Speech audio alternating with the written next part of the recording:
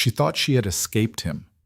8 months of silence, 8 months of rebuilding a life from nothing, 8 months of convincing herself the nightmare was finally over. Then she saw him standing across the atrium, and the world stopped. His eyes found hers like they always had, like radar, like a weapon with her name carved into it. She ran. He caught her. And in the middle of a crowded Boston shopping center, with hundreds of witnesses who turned their faces away, Graham Ashford put his hand around her arm and reminded her of a truth she had spent 8 months trying to bury alive. You never escape a man like this. You only delay him. But this time, for the first time in her life, someone stepped into the space between her and the monster. A man who looked at Graham Ashford the way a predator looks at something already dead. If you've been waiting for a story about survival, obsession, power, and a war fought in the shadows of one of America's most beautiful cities, this is it. Hit that like button. Drop your city in the comments below. Let me see how far this story travels. Now stay with me, because it starts right here, right now, and it does not slow down. The morning Vivienne Hart decided to finally stop flinching at shadows, the shadows came looking for her. It had been a small decision, really, nothing dramatic. She had woken up at 7:45 in her studio apartment on Marlborough Street, made coffee the way she liked it now. Black, no sugar, a habit she had adopted because Graham had always insisted she take cream in 2 spoonfuls. And told herself, standing in the thin November light coming through her kitchen window, that she was going to have a normal Saturday. She was going to shower, get dressed, walk through Boston like a woman who belonged to herself. Maybe buy the winter coat she had been putting off for 3 weeks because spending money on herself still felt like a transgression she hadn't fully earned the right to commit. 8 months. 8 months since she had left Connecticut in the middle of the night with a single bag, $2,000 in cash. She had been hiding in a hollowed-out art book for over a year, and a level of fear so complete and physical that she had driven 4 hours on the highway without once feeling her hands on the steering wheel. 8 months since she had stopped being Mrs. Graham Ashford. 8 months since she had started being Vivienne again. It wasn't a clean recovery. She wasn't going to pretend it was. She still slept with the bedroom door locked even though she lived alone. She still scanned parking lots before walking to her car. She still had mornings when she woke up certain she could hear his voice on the other side of the door, that deep, controlled conversational tone he used when he was at his most dangerous, which was so much worse than screaming. But she was getting better, slowly, unevenly, like a bone that had healed slightly wrong and had to be rebroken to set properly. There were still days that felt like the rebreaking. There were more and more days now that felt like something else. She had the job at the Callaway Gallery on Newbury Street, which she genuinely loved in a way that surprised her, because she had spent so long inside a life where everything was curated for Graham's approval that she had nearly forgotten what her own taste actually felt like. She liked contemporary sculpture. She liked the artists who came in nervous and left with checks. She liked her coworker Dara, who talked constantly and never once asked Vivienne anything too personal, which was either remarkable perceptiveness or blissful self-absorption, and Vivienne didn't particularly care which. She liked being ordinary. She liked it desperately. The Keller Center Mall was not her usual territory. It was the kind of place built for a different tax bracket. 4 stories of marble floors and glass ceilings and stores that didn't put prices on their window displays because if you needed to see the price, you were already in the wrong building. But the coat shop she had her eye on was there, a small boutique on the 3rd level that a woman from the gallery had mentioned. And Vivienne had told herself that she was allowed to have one nice thing. She arrived just before noon, when the atrium was full of Saturday shoppers moving in the slow, purposeful patterns of people with money and nowhere urgent to be. The holiday music had started early this year. It was only early November. And it drifted down from the upper floors in a way that felt slightly aggressive, like cheerfulness being administered without consent. Vivienne moved through the ground level with her hands in her jacket pockets. She had dressed practically.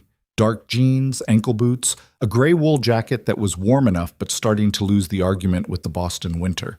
Her dark hair was down, loose around her face. She wore almost no makeup. Graham had liked her made up. Graham had opinions about everything she put on her body, every surface she presented to the world, as though her appearance were a product he had manufactured and retained the rights to. She had cut her hair to her shoulders 2 weeks after arriving in Boston, just to do it. She was approaching the elevator bank on the north end of the atrium when she made the mistake of glancing toward the main entrance. She didn't recognize him immediately. The mind has a self-protective delay, a half-second where it refuses to confirm what the eyes have already understood. She saw a tall man in a charcoal overcoat standing near the fountain at the center of the atrium, flanked by two other men who had the flat, watchful posture of people hired to stand between their employer and the world. Her eyes moved past him, moved back. Graham Ashford was looking directly at her. The atrium was enormous. There were 200 people between them, maybe more. It didn't matter. The distance collapsed like it always did in her nightmares. The geometry of terror compressing everything to the width of a room, to the width of a doorway, to nothing at all. For exactly 3 seconds, Vivienne Hart stood completely still. Then her body made the decision before her mind had fully formed it. She turned left, away from the elevator, and walked. Not running. If she ran, it would create a scene, and Graham had always used scenes against her, had always been better at controlling the narrative in public spaces than she was, had always been the one people looked at and saw a distressed, reasonable man trying to manage an irrational wife. She had learned that lesson in a restaurant in Hartford when she had tried to stand up and walk out, and he had followed her into the lobby and spoken quietly and calmly to the maitre d' while she stood trembling by the coat check. And when it was over, the maitre d' had given her a look of patient sympathy as though she were a child throwing a tantrum. So she didn't run. She walked fast, threading through clusters of shoppers, keeping her shoulders turned slightly inward, navigating by instinct toward the side corridors near the loading entrance where she had seen a sign for street access. Her phone was in her hand. She was pulling up her rideshare app. If she could get to the side entrance, get onto the street, get a car called and moving before he could follow, she heard him say her name, not loudly. That was the thing about Graham. He had never needed to be loud. His voice had a particular carrying quality, a smooth, unhurried projection that cut through background noise the way a blade cuts through water, barely disturbing the surface. Vivienne. She walked faster. The side corridor was 30 feet ahead. A woman pushing a stroller was coming toward her from the right, and Vivienne cut around her, apologizing without stopping. And she was 20 feet from the corridor entrance, and she was thinking about how she would tell this story later, how she would tell Dara or her therapist that she had seen him and she had kept her head, and she had gotten out. His hand closed around her upper arm. He had always been fast. That was something no one who hadn't experienced it would understand. Graham Ashford was 6'2" and built like old money, broad through the shoulders, always impeccably dressed, always groomed to a level that read as trustworthy. He moved with the unhurried confidence of a man accustomed to the world rearranging itself around him. But when he wanted to be fast, he was fast. And now his hand was around her arm and he was steering her sideways toward the service corridor with the practiced ease of someone who had done this before, who had rehearsed the geometry of controlling another person's body in public spaces. "There you are," he said pleasantly, as though he had simply found her after she'd wandered off. "You look thin, Vivienne. Are you eating?" "Let go of me." Her voice came out lower than she intended, rough around the edges. "Let go of me right now, Graham. You're making a scene." He said it calmly. He said it the way you'd tell someone their tag was showing. His hand didn't loosen. "Come with me and let's just talk. I just want to talk." "I'm going to scream." "No, you won't." There was nothing cruel in his voice. That was the worst of it. There was only certainty, the quiet certainty of a man who had spent years calibrating exactly how much he could take and what she would and wouldn't do. You're not going to scream because you're embarrassed and because you're not sure anyone will help you, and because deep down you still know that making noise in public has never gone well for you. So come with me. I just want to talk. A woman walked past them with 2 shopping bags. She glanced at Vivienne's face, registered something, and immediately looked away. Vivienne watched her go and felt something in her chest that was so old and so heavy it had its own texture, its own specific gravity, the particular weight of being invisible in plain sight. "I left," Vivienne said. She kept her voice level. She was shaking inside, but she had learned a long time ago to keep that particular earthquake below the surface. "I left. I am not your wife anymore. You have no—" "You're still my wife legally. The divorce isn't finalized." He steered her another step toward the service door. 8 months, Vivienne. You didn't call. You didn't respond to my attorneys. You just vanished. Do you understand how that looked? Do you understand what that did to me? She almost laughed. She felt it rising in her throat like something broken. What it did to... You owe me a conversation. That's all I'm asking for. I don't owe you anything. His hand tightened fractionally. Not brutally, just precisely enough to remind her of the arithmetic between them, the simple, irrefutable mathematics of his size and her size, his grip and her arm. She felt the first real spike of panic cutting through the trained calm, and she thought, with absolute clarity, he is going to get me through that service door and then I am gone, and no one in this mall will ever be able to explain exactly how it happened. Graham, stop talking, he said, and the pleasantness was gone now, replaced by something flat and terminal. You stop talking, and you come with me and we will have a reasonable conversation, and this will all be over. You've been hiding in this city playing at being a person, and it stops today. Do you understand me? It stops today. She pulled hard against his grip. He didn't even adjust his footing. The service door was 10 feet away. And then someone stepped into the space between the door and Graham Ashford's forward motion, and the world stopped moving. He was not as tall as Graham. He was perhaps an inch shorter, built differently, leaner through the frame, but with a quality of density that had nothing to do with bulk, the kind of presence that certain men develop when they have spent enough years making other men afraid of them. He was wearing a black jacket over a dark sweater, no tie, no armor, no performance of intimidation. He didn't need any of it. His face was sharp-featured and still, with dark eyes that moved once, from Graham's hand on Vivienne's arm to Graham's face, and then stopped moving. He stood with his hands loose at his sides. There were two other men flanking him, slightly behind, and they had the particular stillness of people whose job is to be ready rather than present. But Vivienne barely registered them. She registered the man in front. "Sir," Graham's voice had shifted. The pleasantness was gone, but so was the flatness. There was something new in it. Not quite fear, not yet, but the early vibration of a man recalibrating. This is a private matter. The man looked at Graham for a moment without speaking. Then he looked at Vivienne. His gaze was direct and entirely without pity, which was strange because pity was what she usually got from strangers in these moments, when they looked at her face and understood something was wrong. He didn't look at her like she was a victim. He looked at her like she was a person. "Are you all right?" he asked her. His voice was quieter than she expected, unhurried. "She's fine," Graham said immediately. "She's my wife, and we're having a... I wasn't talking to you." He said it without looking at Graham. His eyes stayed on Vivienne. She became aware that the area around them had shifted. The foot traffic nearby had slowed without stopping. Shoppers recalibrating their routes in that instinctive way, crowds responded to the electric charge that precedes violence. Nobody was leaving. Nobody was getting closer. "No," Vivienne said. Her voice came out steadier than she had any right to expect. "I'm not all right. He has my arm, and I want him to let go, and he won't." The man's eyes moved to Graham's hand on her arm, then back to Graham's face. He reached up, unhurried, and pulled his right hand from his jacket pocket. He was wearing 3 gold rings, the kind of rings that were not decorative, that were weight and statement and warning. He looked at them briefly, as though confirming something, and then he began to remove them. He handed them, one by one, to the man on his left without looking away from Graham. The gesture took perhaps 8 seconds total. In those 8 seconds, the 2 security-hired men who had been flanking Graham made a small, quiet retreat. 2 steps back, no more. Just enough to register clearly that they were employees and not loyalists, and that the parameters of their employment had just encountered a boundary they had not been briefed on. Graham's hand did not release her arm immediately. It took another second, which was 1 second too long, but it did release. "I don't know who you think you are," Graham began, and the sentence had started with architecture. It had started like it was going to become a full threat, but it lost its scaffolding somewhere in the middle, and it just sat there, incomplete. "Walk away," the man said. 2 words.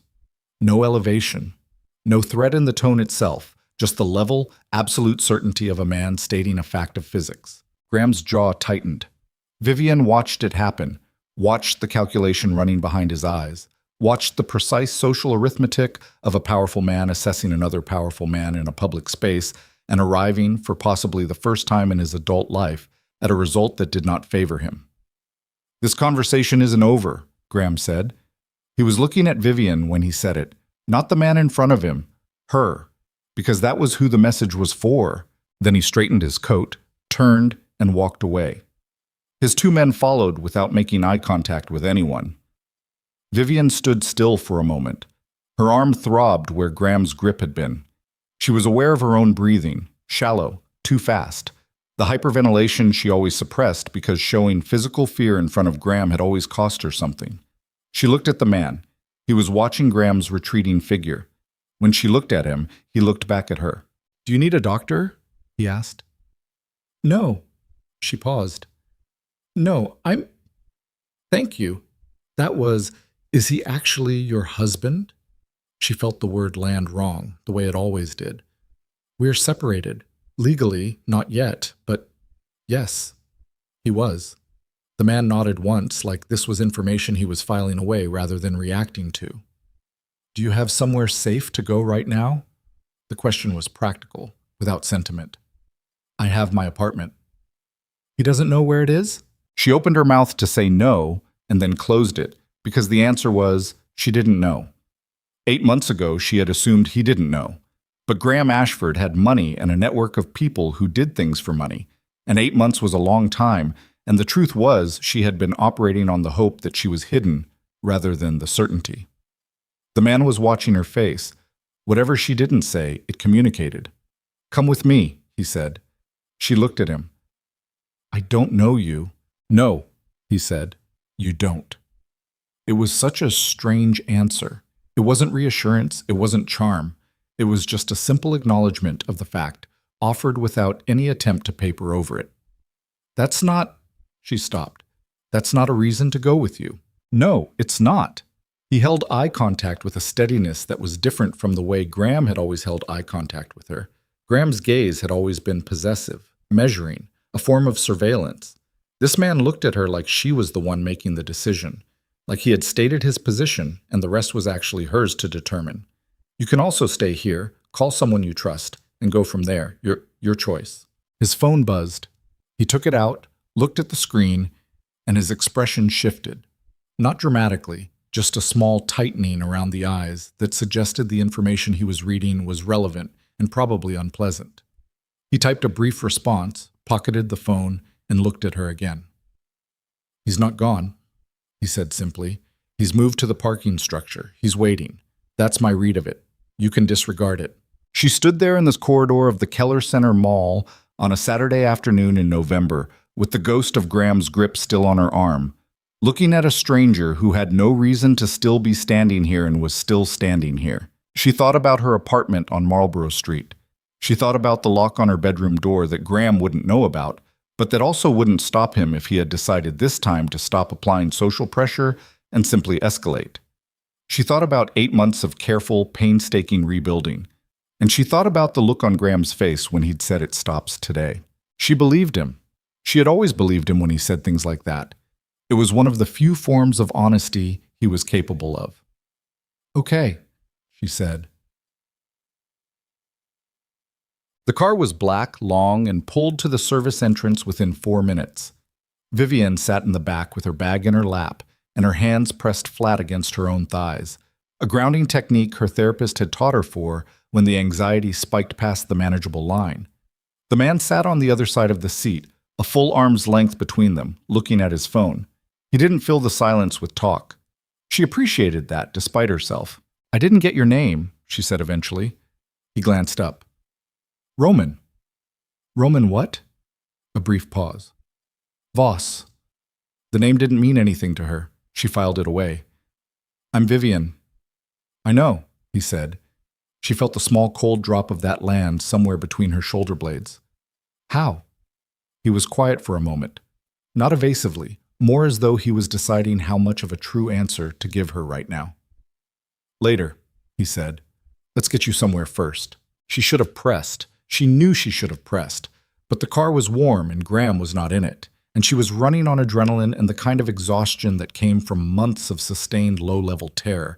And for exactly this moment, she let the answer wait. Outside, Boston moved past the windows in the flat gray light of early November. the old brownstones, the river behind the parkways. The city she had chosen because she hadn't known anyone in it, which had seemed like a flaw at the time, and had turned out to be the only smart thing she'd done. The building Roman Voss owned was not what she had expected, though she couldn't have said precisely what she had expected. It was on the waterfront, an old industrial conversion, the kind that Boston had produced in waves through the 90s and 2000s, all raw concrete and enormous windows and views that made the monthly cost incomprehensible to anyone who wasn't accustomed to thinking in those terms. The lobby had no art on the walls and no concierge desk, just a keypad and a single security camera positioned above the elevator bank, and a man in a charcoal jacket who nodded at Roman with the specific economy of gesture that communicated both familiarity and function. The elevator opened into a penthouse that occupied the full top floor of the building and looked, through its floor-to-ceiling windows, directly south over Boston Harbor. The water was gray-green and choppy in the November wind, and the light on it had the flat, pewter quality of a city preparing for winter. Vivienne stood in the middle of the living space and turned slowly. It was sparse in a way that felt deliberate rather than unfinished. A long, dark sofa, a low table, bookshelves on the north wall, heavy and actual. Not decorative, not staged for effect, but a working collection of books that had clearly been read, many of them twice. No personal photographs, nothing on the walls. The kitchen along the east side was clean and hard-edged and industrial, and there was a smell she couldn't identify for a moment before placing it. The cold, salt-sharp smell of the harbor, coming through a crack in one of the windows that had been left deliberately open. Roman had gone to the kitchen. He set a glass of water on the counter and pushed it in her direction. She crossed to it because her mouth was dry, and because it gave her something to do with her hands. "You said you knew my name," she said. He was standing at the counter across from her, watching her with that same flat directness that she couldn't quite parse. It didn't feel like surveillance, and it didn't feel like attraction. It felt more like attention, the specific, undivided kind that she had almost forgotten existed. "Yes. That's not an explanation." "No." He folded his arms. "Do you want the full version or the version that won't take an hour?" "The full version." He looked at her for a moment. Then he said, "There was a charity event, October of last year, the Brennan Foundation Gala at the Whitmore Hotel. You were there with your husband." She remembered it. She remembered it because it had been a bad night. Graham had been in a mood she recognized, the pressurized kind. Too many compliments from other men about the way she looked, too many conversations she'd had without him, and she'd spent most of the dinner calculating how to smooth the evening down to a manageable pressure and failing. And at the end of the night, they'd gone out to one of the upper terraces for air and... She stopped. She looked at Roman Voss across the kitchen counter. "You were there," she said. "I was on the terrace adjacent. I could see you." She set the water glass down very precisely. The terrace. Graham had waited until they were outside, away from the other guests, and then the conversation had shifted the way conversations with Graham always shifted, from reasonable to airless to something with no oxygen left in it. He had grabbed her arm. He had said things she had cataloged and stored and carried like stones. He had made clear, quietly and with no raised voice, exactly what her standing was in his estimation, and what the cost would be of continuing to behave in the ways she had behaved that evening. She had stood still. She had looked at the harbor lights. She had gotten through it, and apparently Roman Voss had been 20 feet away watching. "Why didn't you—" She stopped. "What?" he asked, carefully. "Nothing." "No, say it." She looked at him. "Why didn't you do something at the gala, if you were there, if you saw?" He was quiet for a moment, the kind of quiet that was a form of honesty. "Because I didn't know what was right to do," he said. "I knew what I wanted to do. Those aren't the same thing." He paused. "And because you hadn't asked." It was such a simple answer. It sat in the air between them, and she couldn't decide if it made her more afraid of him or less. "You've been watching me since then," she said. Not a question. "Not in the way you might mean." "What way is it then?" He was quiet for another moment, choosing the words with the care of a man who had learned that imprecision was expensive. "I made sure you had options when you needed them. The gallery position, the opening was created by someone who owed me. Your lease on Marlborough Street. The previous tenant was relocated at my request. The neighborhood watch arrangement for the block around your building." He stopped. "Not surveillance, structure. Things to make the city safer for you to live in." Vivienne felt the room tilt very slightly. Not metaphorically. Actually, physically, the floor seemed to have shifted a fraction, the way rooms sometimes did when the information inside them was trying to rearrange itself into a new geometry. She gripped the edge of the counter. "You arranged my job," she said. "Yes." "My apartment." "Yes." "For why? You don't know me. You saw me on a terrace at a party for 30 seconds. He looked at her steadily. "I know what I saw.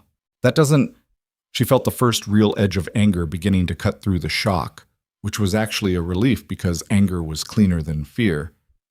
"That doesn't give you the right to arrange my life. Without telling me, without—" "No," he said simply.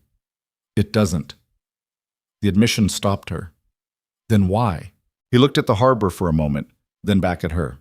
"Because I could. And because I was tired of watching people with money and power use it to make other people smaller." A pause. "That's the honest version. It's not a comfortable answer." "No," she agreed. "It really isn't." She stood in the kitchen of Roman Voss's penthouse and tried to hold two realities simultaneously. The reality in which he had violated her autonomy completely, had constructed her freedom without her knowledge like a set designer building a stage, and the reality in which, without what he had constructed, she might not have had a life to live in at all. Both of these things were true. She didn't know what to do with that. "Graham is going to come for me," she said, the practical reality reasserting itself because it needed to. "He said it stops today. He meant it. I know him. He has people and money, and he's not going to walk away from this." "I know," Roman said. "I can't stay here." "That's not what I'm asking." She waited. "I'm giving you options," he said. "Real ones this time, not ones I arranged without your knowledge." Something moved briefly in his face, too fast to identify. "I can get you out of Boston tonight. New identity, resources, a city of your choosing, documentation that will survive scrutiny. You disappear, and Graham Ashford never finds you." She listened. "Or," he continued, "you stay. Not here, or here if you want, it doesn't matter to me. You stay in Boston, and you let me handle Graham." "Handle him how?" The way he said the next sentence was almost offhand, which was somehow more frightening than any performance of menace could have been. The way men like that get handled when someone finally stops looking away. The silence stretched. Vivienne looked at this man who had watched her on a terrace and then quietly, systematically rebuilt the infrastructure of her life without ever introducing himself, and tried to read what was underneath the steadiness. What the steadiness was protecting. What it was costing him to maintain it. "You said you'd give me options," she said. "Real ones." "Yes." "Then tell me who you are first. All of it. Because I just figured out that my job, my apartment, and apparently my neighborhood are parts of a structure you built. And I'm standing in your penthouse, and you haven't been honest with me about the most important part yet." He held her gaze for a long moment. "No," he said. "I haven't." He pushed off the counter and walked to the large south-facing window, the one that looked directly over the harbor, and he stood there with his back to her for just a moment, not avoiding her, just looking at the city, the way people sometimes looked at things when they were assembling the truth into an order they could actually hand to someone. Then he turned around. "My name is Roman Voss," he said. "I run legitimate businesses. Shipping, real estate, logistics. I employ 1,100 people in this city, have 200 more in other states. I pay my taxes." A brief pause. "And I run the most established criminal syndicate in New England. Have for 11 years. Every significant illegal operation in Boston operates either with my permission or not at all." Vivienne didn't say anything. "The legitimate businesses are real," he continued. "They generate real revenue. They're not fronts, they're actual companies. But they exist alongside the other thing. They always have." He folded his arms. "Graham Ashford is a powerful man by the standards of his world. In mine, he's a civilian. He doesn't know that yet. He will." The harbor light moved behind him on the glass. "I'm telling you this," he said, "because you asked me to, and because you deserve to know what kind of man you're deciding whether to trust." A pause. I'm not asking you to trust me. I'm asking you to make an informed decision. Vivienne Hart stood in the kitchen of the most dangerous man in Boston and let the information settle into her bones. She had run from a monster. She had run into a different kind of darkness entirely. The difference, and it was a difference she was going to have to decide the weight of, starting right now, was that this darkness had turned on a light and shown her where the edges were. If I stay, she said carefully, and you handle Graham, what does that cost me? He looked at her with an expression that was almost surprised. Almost. Nothing, he said. I don't believe that. Good, he said. You shouldn't believe anything a man tells you for free, but in this case, it's true. He held her gaze. I'm not Graham Ashford. I'm not going to construct a debt and collect on it. You're not currency.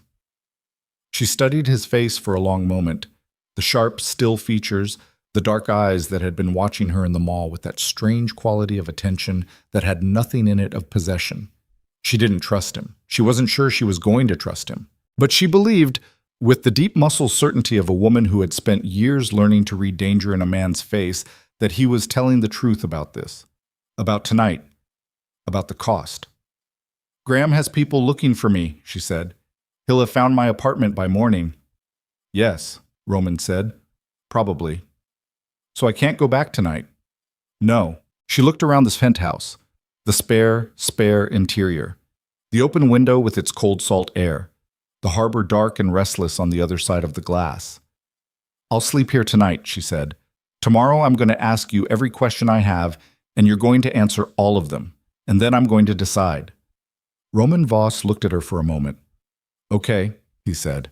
She nodded once, sharply, the way people nodded when they were done negotiating and needed the other party to understand that the negotiation was done and not settled.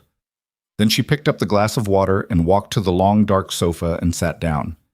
She didn't sleep for a long time. Through the floor-to-ceiling glass, the harbor moved under the November sky, and the city pressed its lights against the dark. And somewhere across Boston, in whatever hotel room or city apartment Graham Ashford had retreated to, a man was making plans. She could feel it. She'd always been able to feel it, the way the air changed when Graham decided something. And across the room, Roman Voss sat at the table with his phone and a stack of papers, working in silence, and occasionally glancing up at her with those dark, level eyes that did not calculate or possess or plan, that simply noted, with careful precision, that she was still here, still breathing, still choosing, which she was beginning to understand might be exactly what had started this war in the first place. The message came at 2:47 in the morning. Roman's phone buzzed against the table, and he picked it up without urgency, read the screen, and then was still for a moment. The precise stillness she was beginning to recognize as his version of reaction. She hadn't been asleep. She'd been lying on the sofa with a blanket one of his men had produced, watching the ceiling. What is it? She asked. He looked at her across the dim room. Graham hired people tonight, he said. There are 4 of them. They're already in Boston. A pause. They have your address. The cold moved through her and she sat up. So it's already started, she said. Roman set the phone down and stood up, and there was something in the way he moved, unhurried, entirely without alarm, that was both more frightening and more steadying than anything else could have been. Yes, he said. It's already started. He looked at her. Question is, he said quietly, whether it ends on his terms or ours. The 4 men had names, but Roman didn't use them. He used their designations, numbers, positions, the shorthand of a man who had long ago stopped thinking of opposition as individuals and started thinking of them as problems with specific geometries. He stood at the kitchen counter with his phone and a second device that had appeared from somewhere, a flat, matte gray thing that looked nothing like a consumer product, and he made calls in a voice so low and even that Vivienne, from the sofa, could hear the tone but not the words. She sat with the blanket around her shoulders and watched him and tried to take an honest inventory of her own condition, terrified. Yes, that was baseline and had been baseline for 8 months, the low-grade hum of it so constant she sometimes forgot it was there, the way you stopped hearing traffic after long enough in a city. But this was different from the background noise. This was the terror of a situation that was moving, that had momentum, that had graduated from threat to action in the space of a single evening. Exhausted. Yes. The adrenaline of the mall had burned through her reserves, and what was left was the gritty, abrasive tiredness that sat behind the eyes and made clear thinking cost more than usual. And something else. Something she didn't have a clean word for. Watching Roman Voss make his low, even calls in the dark of his kitchen, she felt the odd, uncomfortable thing of being inside the machinery of someone else's power. She had lived inside Graham's power for years. She knew what it felt like from the receiving end, the pressure of it, the airlessness, the way it reorganized all the available options until only the ones he chose for you remained. This felt different. She was still working out how. Roman ended the last call and came to sit across from her, not on the sofa, on the low chair across the table. He set both phones down. "The four men are in a hotel in Somerville," he said. "They're freelance. Graham found them through a private security firm in Connecticut that does this kind of work when the client needs distance from the outcome." "Distance from the outcome," she repeated. "When something happens and the client's name can't be attached to the instruction." She stared at him. "He wants to hurt me." Roman held her gaze. "I don't know what the specific instruction was. I know the category of work that firm does. I know the profile of the men he hired." A pause. "I'm not going to minimize it." She nodded. She appreciated that more than she could explain, the not minimizing. Graham had spent years minimizing, contextualizing, reframing, until her own perceptions became unreliable instruments. Being told an unpleasant truth directly felt, in a sick way, like a form of respect. "What happens to them?" she asked. "They'll be gone before morning." "Gone how?" "Not dead," he said. "Redirected. There are methods that don't require violence when the problem is men who are only committed to the work because they've been paid for it. We match the payment and reframe the job. They go home." Graham loses his investment and his operational capacity for the next 48 hours, which is enough time to build a different set of walls around you. She pulled the blanket tighter. "And then what? He hires different people." "Yes." "And you redirect them too?" "That becomes expensive for him. And visible. Invisibility is the one thing men like Graham Ashford cannot survive." A brief pause. "His particular power is built on reputation. Social, financial, institutional. He needs to be seen as stable, controlled, legitimate. Every time he reaches for you directly, he creates a trail. I'm going to make sure that trail gets walked by the right people." Vivienne was quiet for a moment. "You've thought about this before tonight." He looked at her without flinching from the implication. "Yes." "For how long?" "Long enough." The answer sat between them in the dark, and she let it sit there because pulling on that thread right now, at 3 a.m, with her hands still unsteady, felt like more honesty than her nervous system could currently process. "Try to sleep," he said. "There's a room. You don't have to use it." "I'm not going to sleep." "Then don't." He stood, picked up one of the phones. "I'll be here." He moved back toward the kitchen, and she lay down on the sofa because her body had made that decision independent of her mind, and she stared at the ceiling and listened to the faint harbor sounds, and to the almost inaudible sound of Roman Voss working through the night, and she did not sleep for another 2 hours. Then, against every intention, she did. Morning came in flat and gray through the enormous windows.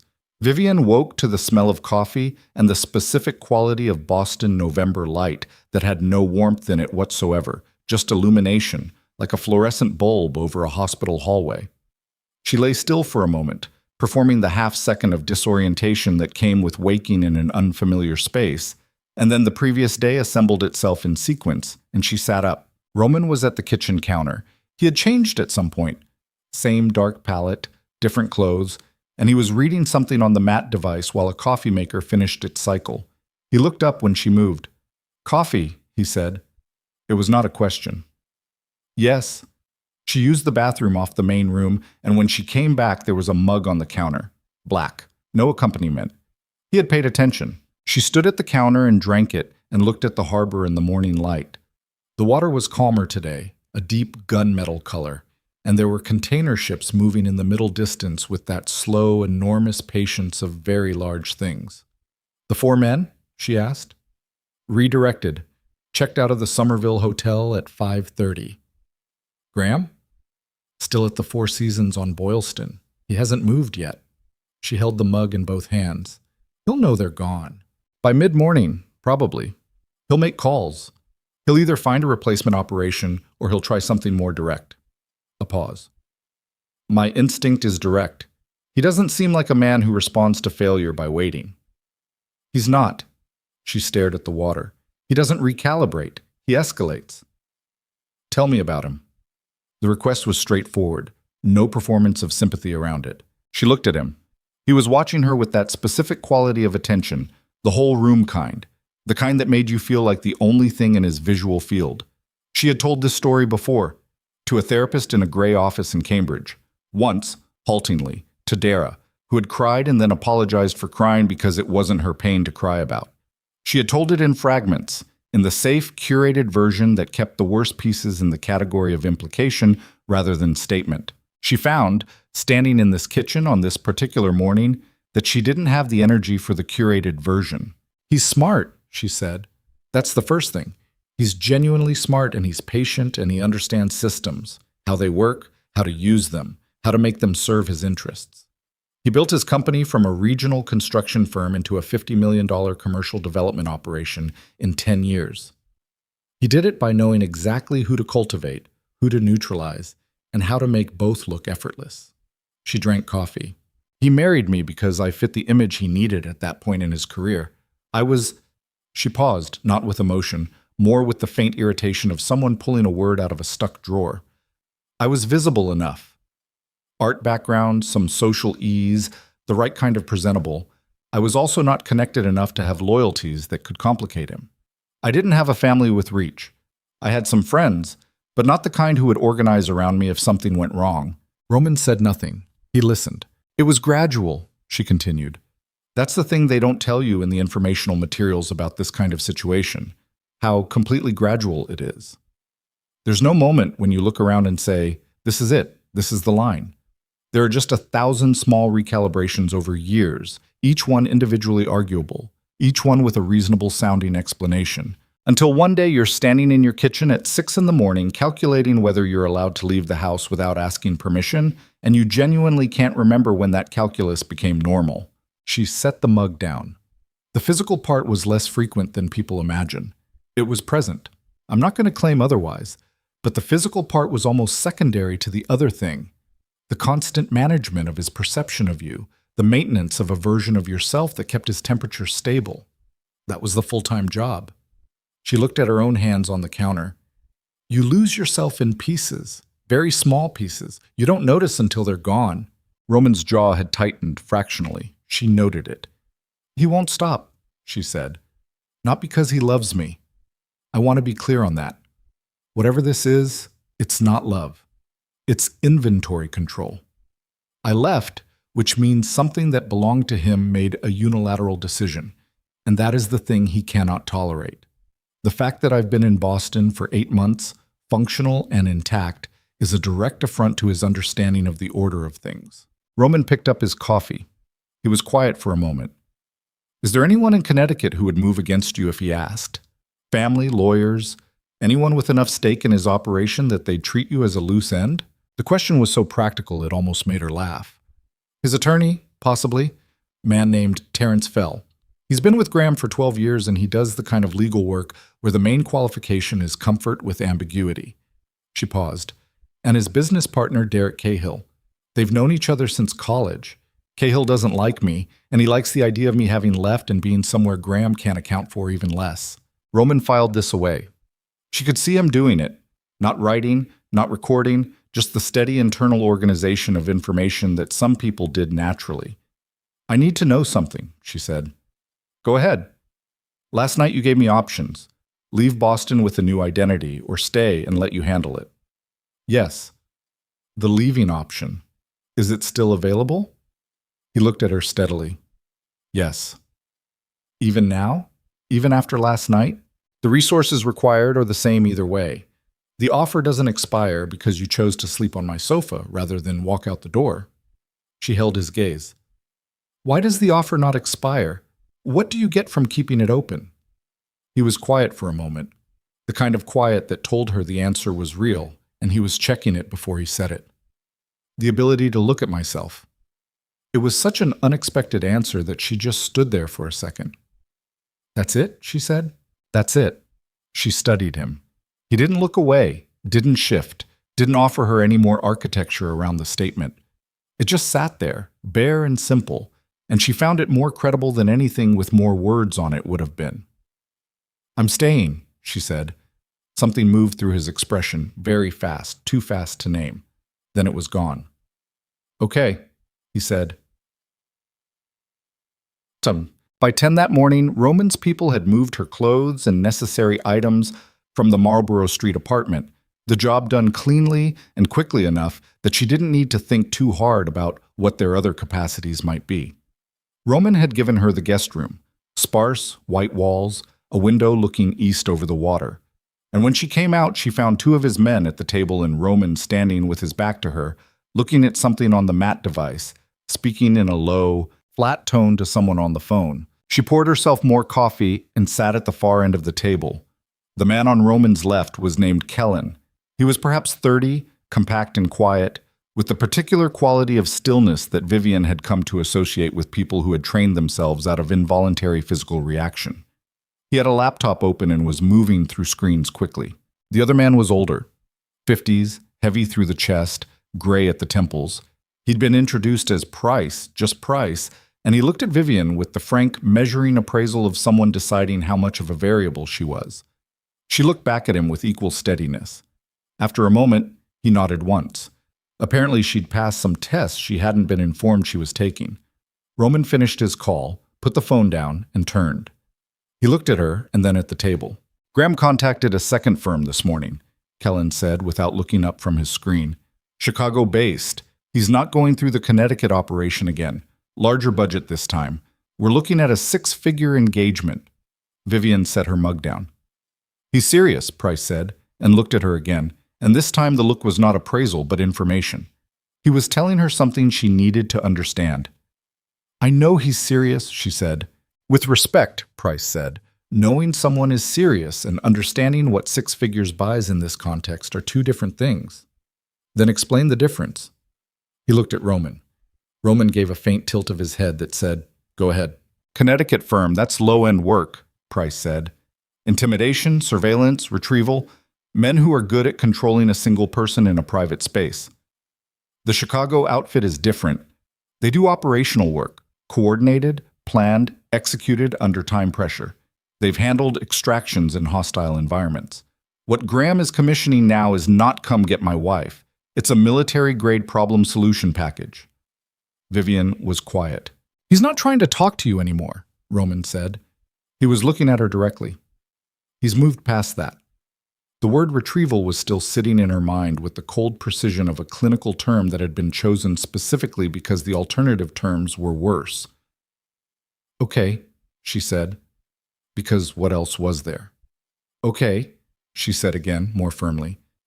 So what changes? Roman pulled out the chair at the head of the table and sat down.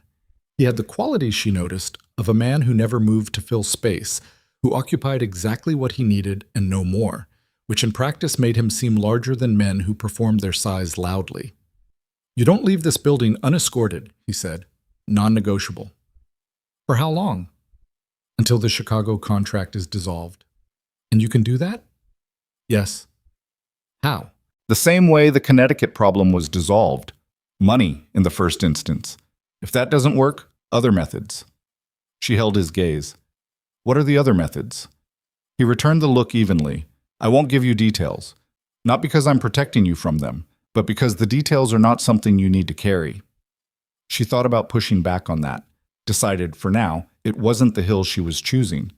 And Graham himself? Roman glanced at Kellen. Kellen turned the laptop to face the table. On the screen was a financial document, complicated, dense with figures. And Vivienne didn't have the background to parse most of it. But she could see column headers. She could see institution names. Graham Ashford's primary operating company, Ashford Development Group, runs on a revolving line of credit through 3 institutions, Kellen said. The credit line is collateralized against pending projects in Hartford and New Haven. Both projects depend on municipal contracts. He paused. Those contracts are up for renewal in 7 weeks. We have 2 people on the relevant committees, Roman said. Vivienne stared at the document. You're going to kill his business. Not kill. Destabilize. Enough that his attention and resources come home, away from Boston, away from you. He paused. It buys time. Then we build the next phase. What's the next phase? Roman was quiet for a moment. The legal exposure, he said. Graham has been careful. He's very good at operating just inside the lines, at making his worst behavior happen in spaces where there's no documentation. But careful men make mistakes when they're under pressure. When his finances start to compress, he'll make decisions he wouldn't make from a stable position. A pause. We're going to be there when he makes them. Vivienne sat back. She was looking at Roman Voss, this man who had watched her on a terrace, who had silently restructured the available geography of her life, who was now dispassionately laying out the architecture of Graham's destruction with the tone of someone discussing a logistics problem. And she was trying to locate, precisely, the line between this is someone protecting me, and this is someone who has decided to go to war, and I am the declared reason. She wasn't sure the line existed. The gallery, she said. Roman looked at her. My job, she said. Am I still going in? Something shifted in his face, surprise maybe at the specificity. Not this week. I need to call Dara, my coworker. She'll be already handled. Kellen contacted the gallery this morning. Family emergency, out of state, return date flexible. She stared at him. You did that without asking me. Yes. A pause. I'm sorry, that was the wrong call. I made it quickly. The apology landed in a way she hadn't expected. She'd been ready to be angry, had the anger assembled and prepared, and then he apologized without defense or explanation, and the anger had nowhere useful to go. Don't do that again, she said. I won't. Price made a small sound that might have been amusement, and covered it by picking up his coffee. Graham's call came at noon. Not to her. She had changed her number 6 months ago, and he had no access to the new one. It came to Roman. Roman put it on speaker without hesitation, placed the phone on the table, and looked at her with a question in his expression. She nodded. I know who you are. Graham's voice filled the room, and Vivienne felt it in her sternum the way she always had, that specific vibration that her nervous system had been conditioned over years to associate with the onset of a bad period. Smooth, controlled, just slightly below room temperature. Roman Voss, Boston's great invisible man. Mr. Ashford, Roman said. He sounded almost bored. Whatever she's told you, I want you to understand she's unstable. She has a history of fabricating narratives. Her therapist in Greenwich, if you spoke to him, I'm not interested in your characterization of your wife, Roman said. She's a troubled woman who left an extremely supportive marriage during a mental health crisis. She needs professional help, and her family needs her home. You don't have family. A brief pause. I beg your pardon? Vivienne's parents are both deceased. She has no siblings. She has no family home to return to. Roman looked at the phone on the table. You used the word family. You meant yourself. You should say what you mean. The silence on the line had a texture. I want to speak to her, Graham said. Roman looked at Vivienne. She shook her head. She's not available, Roman said. She's a grown woman. She doesn't need you to speak for her. She's exercising her choice not to speak with you. I'm relaying that choice. This is what it looks like. A pause, longer this time. When Graham spoke again, the smoothness was still there, but something had changed in the architecture underneath it. The way a wall sounds different when you knock on a section that has water damage behind the plaster. You should think carefully about your position here, Graham said. Whatever you imagine you're doing, playing some kind of protector role, you should think about what it costs. I have significant relationships in this city, political, financial, institutional. I've spent 3 years cultivating them specifically because Boston was a market I intended to move into. When I make calls, make your calls, Roman said simply. I'll be here. Another silence. This isn't over, Graham said. No, Roman said. It isn't. He ended the call. The room was quiet. Vivienne realized her right hand had been flat on the table, and she had been pressing it down hard, pressing the tremor out of it, the involuntary physical response to Graham's voice that she had never fully been able to train away. She lifted her hand and set it in her lap. Price was watching her, not with pity, with the assessment of a man who was recalculating the variable she represented in this situation. "He's going to accelerate," she said. "Yes," Roman said. "The Chicago firm." "Yes." She looked at Roman. "What does accelerate actually mean, in terms of what I should expect?" He held her gaze. He was going to answer honestly. She could see him deciding to. "It means he's moving from a strategic play to a personal one. The financial attack on his business. He'll read that quickly. He has smart people. He'll understand it's not coincidence. He'll understand the shape of it."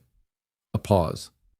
When a man like Graham realizes the game has moved to a level he can't control with money and relationships, he tends to do one thing. "What's that?" "Make it ugly enough that someone blinks." She nodded. The logic was perfectly familiar. It was exactly how Graham had operated inside their marriage. When the normal mechanics of control started losing their grip, he applied enough raw discomfort that the other party would do anything to make it stop. "I don't blink," Roman said. He said it the way you stated a physical property of a material. Not bravado, just fact. "He doesn't know that yet," she said. "No," Roman said. "He's about to learn it." The message came through at 7 that evening. Not a call. An envelope, physically delivered to the lobby of Roman's building by a courier who had no idea what he was carrying. One of Roman's men brought it upstairs, and Roman opened it at the kitchen counter with Vivienne standing 4 feet away. He read it. His face gave almost nothing. Almost. He handed it to her. It was brief, printed, not handwritten. No signature. She wasn't the first one you watched. Ask him what happened to the woman in Providence. Vivienne read it twice. The words sat on the page with the specific cold weight of a piece of information deployed as a weapon. She looked at Roman. He was very still. "What happened in Providence?" she asked. He looked at her, and there was something in his face for the first time. Not fear, not guilt exactly, but the expression of a man who had been carrying something heavy in a place he thought was hidden and had just discovered it wasn't as hidden as he believed. He said her name, just Vivienne.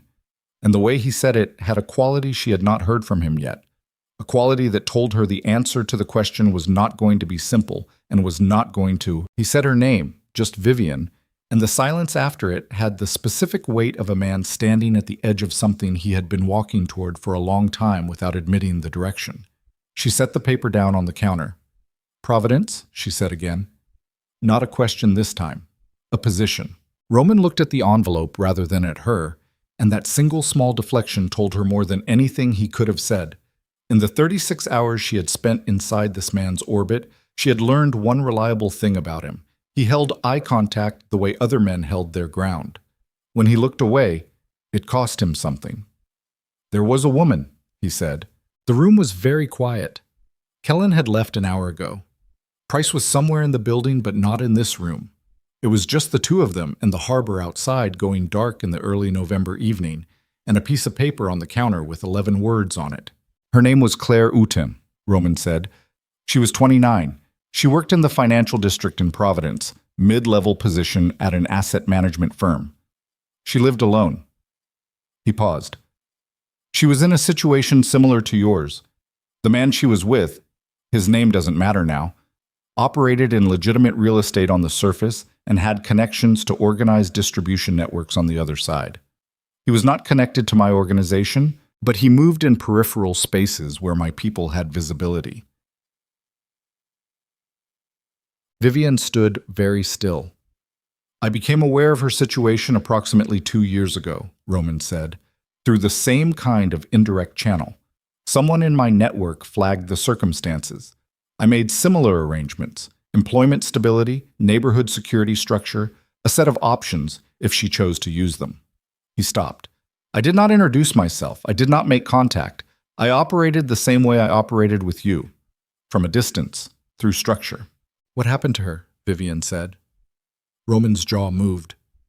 "The man she was with discovered the security arrangement around her. Not my people specifically. He didn't know the origin. But he recognized that the infrastructure around her life had changed, and he moved before I anticipated the timeline. A pause, and the pause had texture, had the specific density of something being carried a long time. She was killed in her apartment 8 months after I began the arrangement.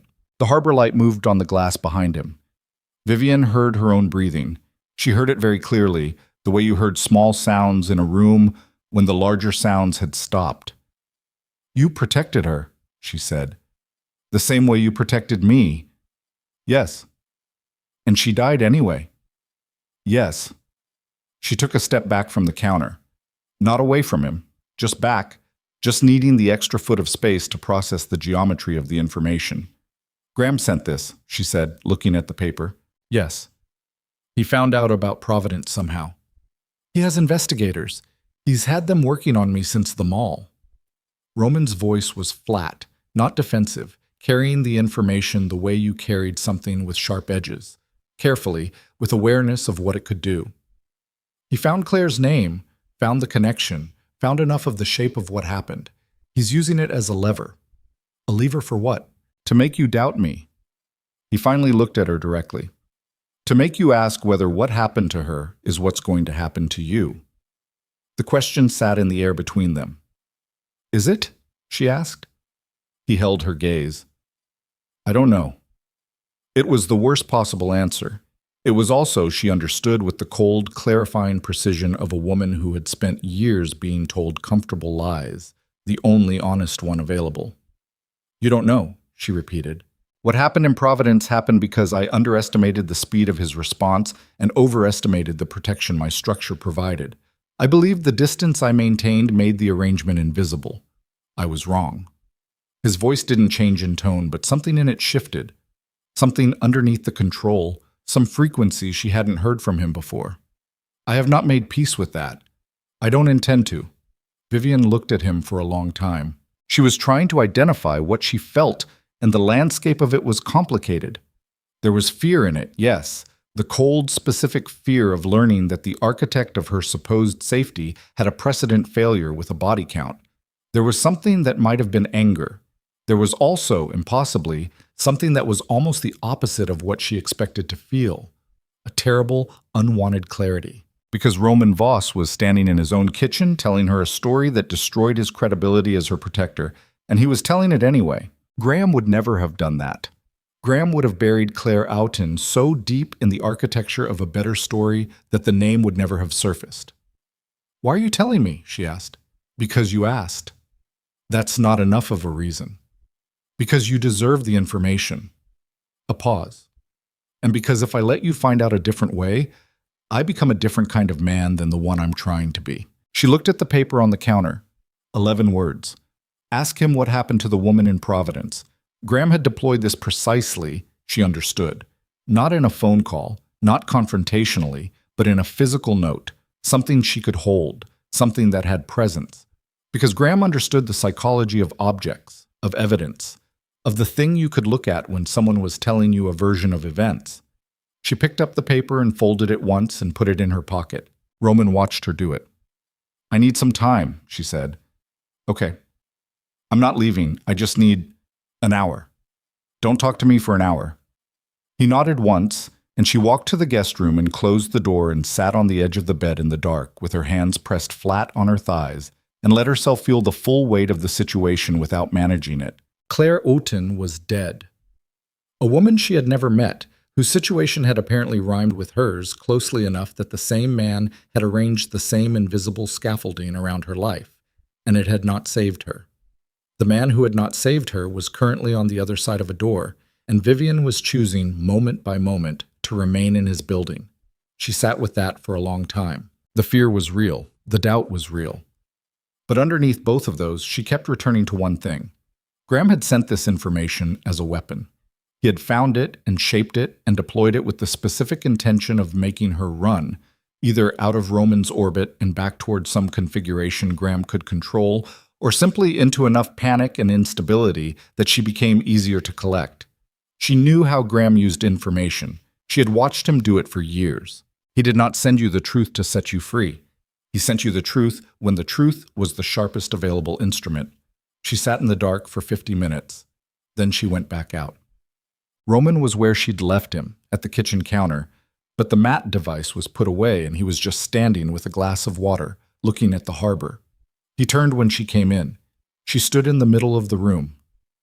"Claire Houghton," she said. "Was there anyone? Family, friends? Someone who knows what happened to her?"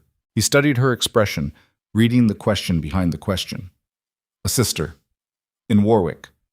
She knows Claire's relationship was dangerous. She doesn't know the full shape of the rest of it." "Does she know your name?" "No." Vivienne nodded. "When this is over, when Graham is handled, I want you to make sure she knows. Not everything, but enough." She paused. Claire deserves to have someone in her life understand that she wasn't alone in it, even if the person who was there didn't do enough. Roman was quiet for a moment. "Yes," he said. "Okay." She moved to the counter and poured water and drank it, and felt herself come back to the practical requirements of the present moment. "Graham is escalating," she said. The note was escalation. He's trying to destabilize the situation before the Chicago people move. "Yes, my read as well." "What's the timeline on the Chicago contract?" "Kellen's working on the dissolution. 48 hours, possibly 72. "That's a long window." "Yes." "What do we do inside that window?" Roman looked at her, and there was something in his expression this time that was different from the previous assessments, from the careful information filing and the level attention. Something that was briefly, almost imperceptibly, not professional. "We hold the position," he said. They held it for 19 hours. At 6 the following morning, Kellen walked in without knocking, which told Vivienne, before he said a single word, that the information he carried had overridden protocol, and set his laptop on the table with the screen facing Roman. Vivienne was in the kitchen. She didn't move. Roman looked at the screen.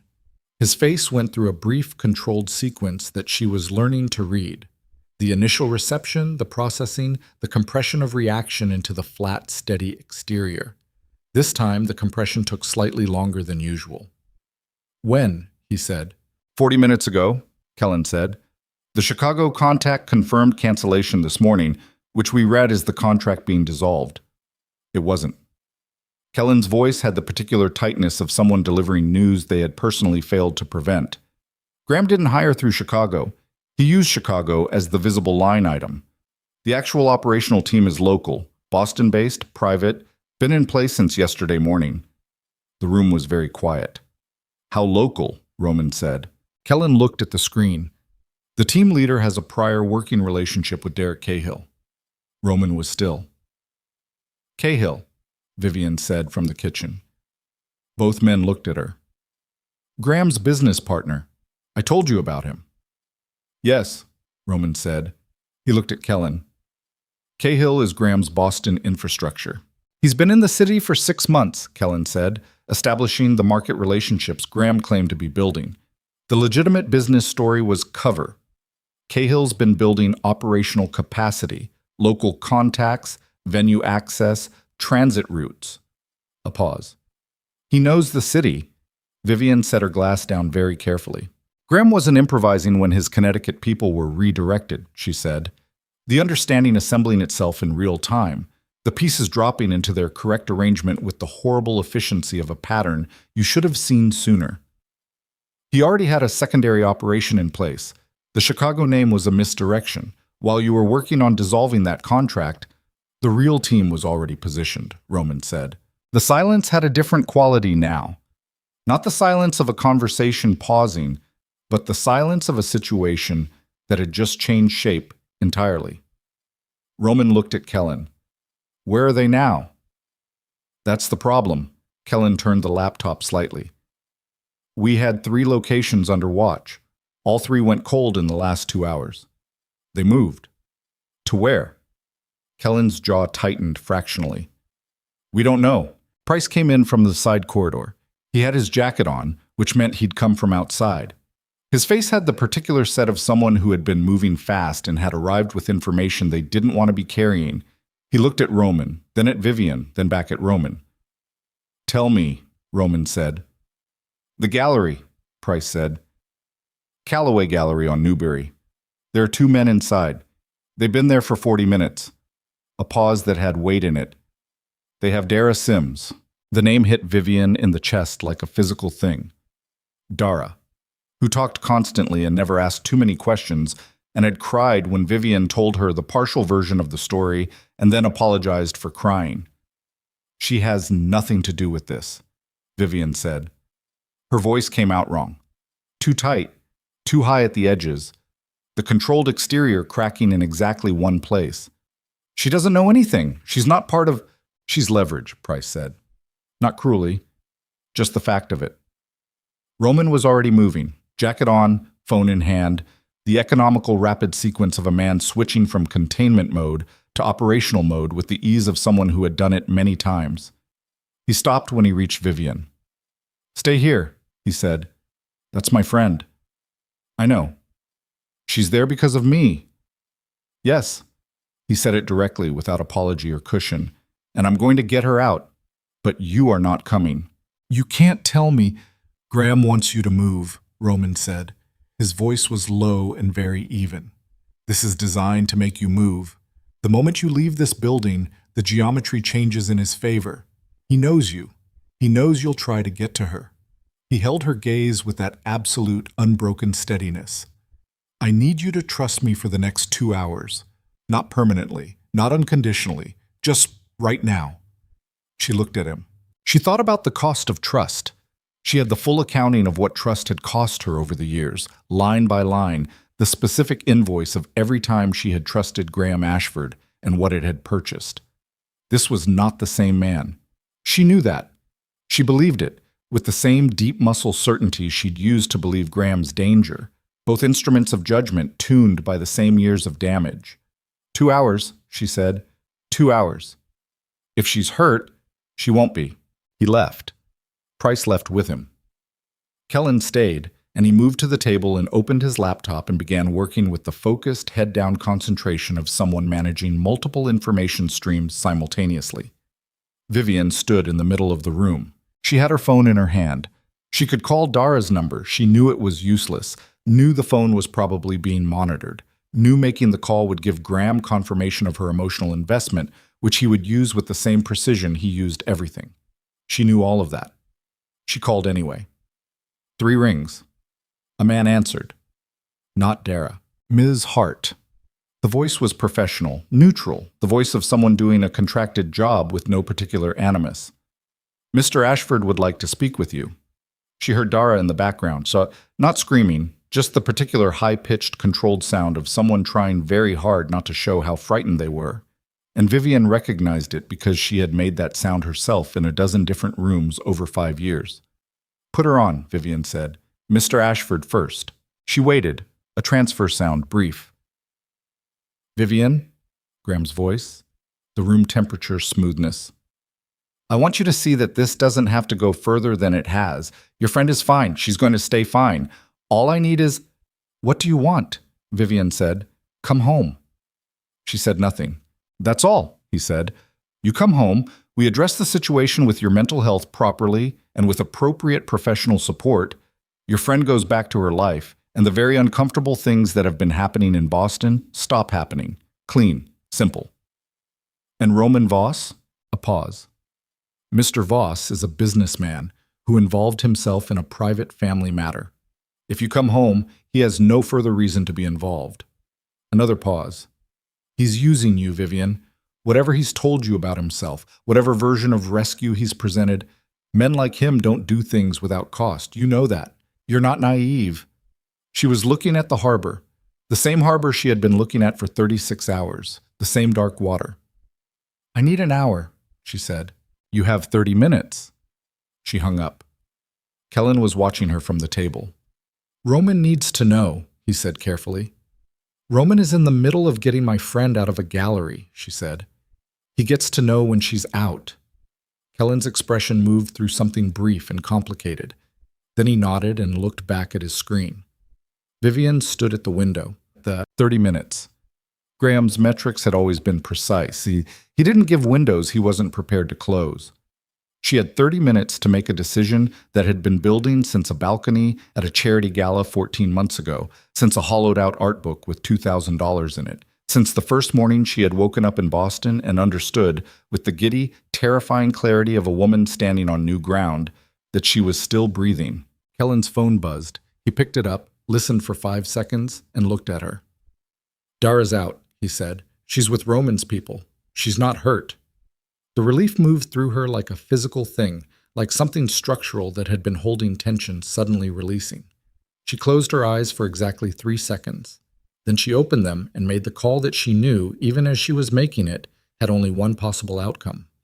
Graham picked up on the first ring. "I'll come," she said. "Tell me where." The silence on his end had a quality she recognized. The brief pause of a man recalibrating from one scenario to a better one. The small, nearly inaudible frequency of satisfaction. "The Four Seasons," he said. "1 hour. Come alone." She hung up. She turned from the window. Kellen was staring at her with the expression of a man watching someone do something he understood with absolute certainty was going to bring the entire structure of the current situation. Kellen moved fast. He was around the table before Vivienne had fully turned from the window, and he put himself between her and the elevator with the physical certainty of a man who had been trained for exactly this kind of intervention. Not aggressive, not threatening, just present, immovable, a wall in a jacket. "You can't go," he said. "Get out of my way." Roman is not here." She looked at him directly. Her voice had a quality she didn't fully recognize in herself.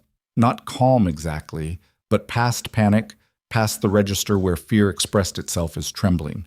She was operating in the cold, clear frequency that existed on the other side of the decision already made. "Dara is out. I'm glad she's out. Now move." "He'll be back in 20 minutes. I have 50. Kellen's jaw worked. He was doing the math she was doing. What Roman would say when he returned and found her gone. What Kellen's job description required of him in this specific scenario. What the actual physical and legal parameters of his authority over her were. Which were none. She was not a prisoner. She had never been a prisoner. That had been the difference, from the beginning. "Let me call him," Kellen said. "After I'm in the elevator." He looked at her for a long moment. His expression had the particular quality of a man choosing between two versions of failure. He stepped aside. She was in the elevator before he had his phone to his ears. The November air hit her on the street like a correction. Cold and sharp and real, the kind of cold that made the inside of your nose ache and your eyes water slightly at the corners. She walked fast, not running, her coat pulled tight, and she put 4 blocks between herself and Roman's building before she stopped at the edge of a crosswalk and let herself breathe. She had 50 minutes. Graham's hotel was 12 minutes by car, 8 if traffic was moving. She had time. She did not call a car from her own account. She used cash at a taxi stand on Atlantic Avenue, folding 2 20s into the driver's window without making conversation, and sat in the back with her hands flat on her thighs and the folded note from Graham still in her jacket pocket. Her phone buzzed. Roman's number. She let it ring. It rang again immediately. She picked up. Don't. His voice had a quality she hadn't heard from him before. Not anger. Something rawer than anger. Something with edges. "Vivienne, do not walk into that building." "Dara's out," she said. "You got her out." "That doesn't mean—" "I know what it means." She watched the city move past the taxi windows. The old brownstones, the river glimpsed between buildings. Her city. The one she had chosen. "He's not going to hurt me in a public hotel. He's too careful for that. He needs it to look like I came back willingly. You don't know what he has in that room." "I know him better than anyone alive." She paused. "That's not comfort. I understand what it is, but it's the truest thing available." Silence on the line. She could hear him moving, the sound of him in transit, quick footsteps, a door. "I'm 12 minutes behind you," he said. "Don't come in unless I call." "Vivienne, that's the condition." She kept her voice even. "You come in and he sees you and everything becomes a different problem. You wait. I call." A pause. "Trust me for the next 2 hours. That's what you said to me." The silence stretched. 2 hours, he said. The word had a cost in it. 2 hours. She ended the call and put the phone in her pocket and did not allow herself to examine the specific fear that was running underneath all of this. The cold, precise knowledge that she was walking back into the gravity field of the man she had spent 8 months escaping. that the atmosphere in that room was going to press on her in ways she could prepare for intellectually and not at all in the body. She had learned something in 8 months. She had learned that surviving was different from enduring. Enduring was passive. It happened to you, through you, because you had no other available verb. Surviving required a decision point, required the moment you looked at the situation and chose your action rather than absorbing his. She had a decision point. She was going to use it. The Four Seasons lobby was everything Graham Ashford's taste had always been. Monumental, expensive, carefully impersonal, the aesthetic of power that needed no individual signature because the institution itself was the statement. Vivienne crossed the marble floor without stopping at the desk and took the elevator to the 14th floor and walked the corridor to room 1408 and stood in front of the door for exactly 4 seconds. 4 seconds for her nervous system to process the accumulated weight of every time she had stood in front of a closed door behind which Graham was waiting. Then she knocked. He opened it himself. No security visible, which meant they were nearby but staged, which was exactly how Graham liked it. The appearance of privacy with the architecture of control just out of frame. He was dressed the way he always dressed, the charcoal suit, the precise grooming, the version of himself that he put on every morning like a calibrated instrument. He looked at her face, and she watched him reading it, cataloging it, and she made sure her face gave him nothing he could use. "Come in," he said, stepping back. She came in. The suite was large and spare and looked over Boylston Street, the afternoon traffic moving in the flat November light 14 floors below. A table near the window had papers on it. She clocked them without looking directly, identified the format, legal documents, divorce settlement probably, or something that wore that costume. Graham closed the door. She turned to face him and kept 3 meters between them, her back not to anything, her sight line to the door clear. She had done this without thinking about it, the positioning instinctive, learned. He noticed everything. "You look tired," he said. "Tell me what you want, Graham." "I already told you." He moved to the table, not toward her, and picked up the top document from the stack, unhurried, the performance of a man with all the time in the world. "This is a reconciliation agreement. It's fair. More than fair.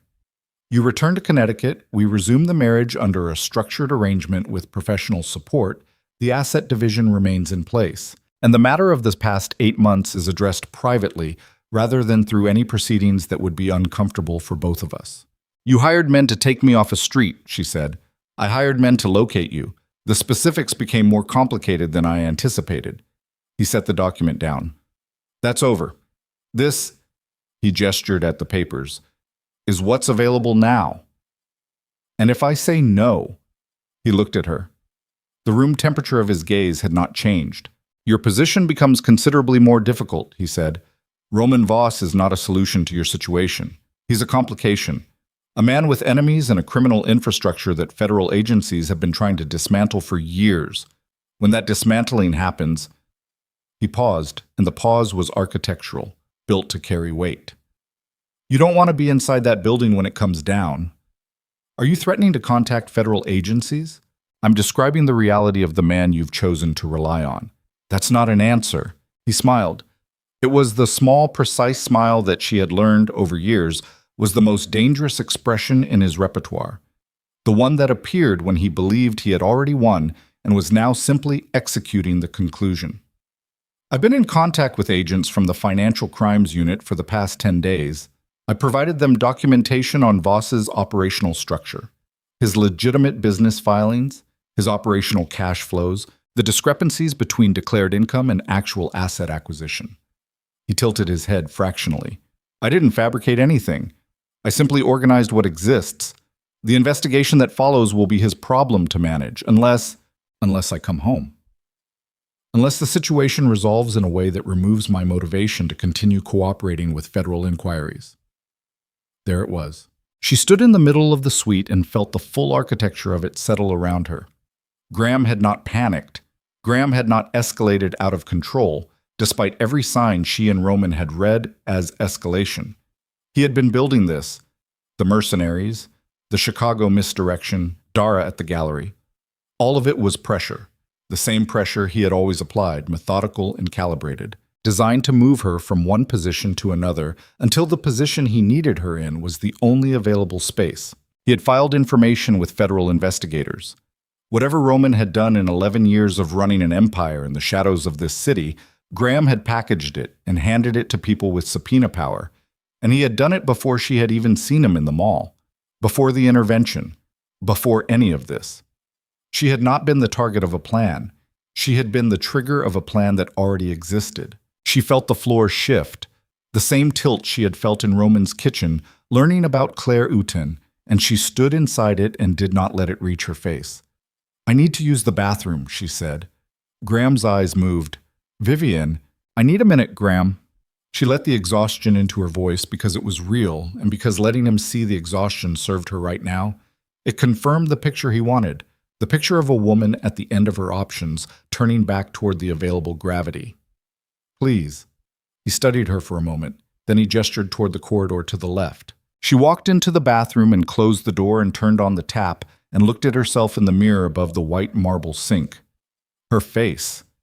She looked at her own face for 5 seconds and memorized what it looked like right now, in this moment, standing in Graham Ashford's hotel bathroom with his signature on a reconciliation agreement waiting on the table outside, and federal investigators somewhere in motion against the man who had quietly rebuilt her life. Then she took out her phone. She didn't call Roman. She called a number she had memorized 8 months ago and never used, a number her therapist had written on a card and told her to keep. The number for the Domestic Violence Legal Advocacy Office that operated out of a building on Commonwealth Avenue. The one staffed by attorneys who specialized in exactly this species of trap. A woman answered on the second ring. "My name is Vivienne Hart," she said very quietly, the tap still running.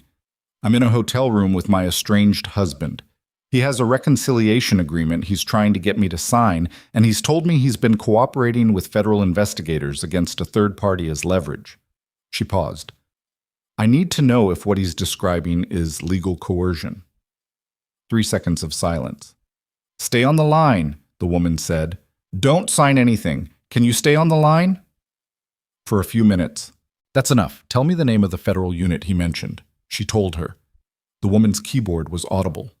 30 seconds. "Okay," the woman said. "Using the withdrawal of cooperation with a federal investigation as a condition for a private agreement is extortion under Massachusetts statute. If he's made that offer explicitly and you can document it—" "I have a phone that's been on since I entered the room," Vivienne said. A pause. "Get out of that room," the woman said. "Right now, if you can. Don't sign anything. The audio is documentation. We can work with that."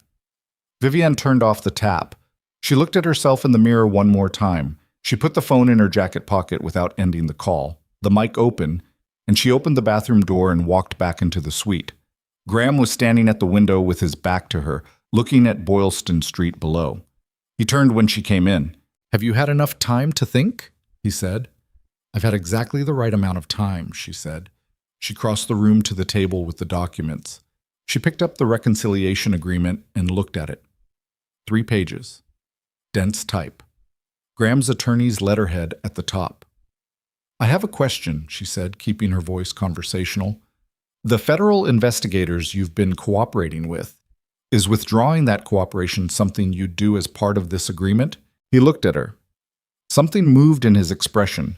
The brief recalibration of a man who had just heard a question that was shaped differently from the questions he'd prepared for. "That would be contingent on—" "Is it something you do," she said, "in exchange for me signing this?" He studied her face. She held his gaze without difficulty. She had been holding his gaze for 5 years when it was the most expensive thing she did. Right now, it cost her nothing. "The two situations are related," he said carefully. "Are they contingent on each other? Yes or no?" A pause. "In practical terms, yes." She set the document down. "Okay," she said.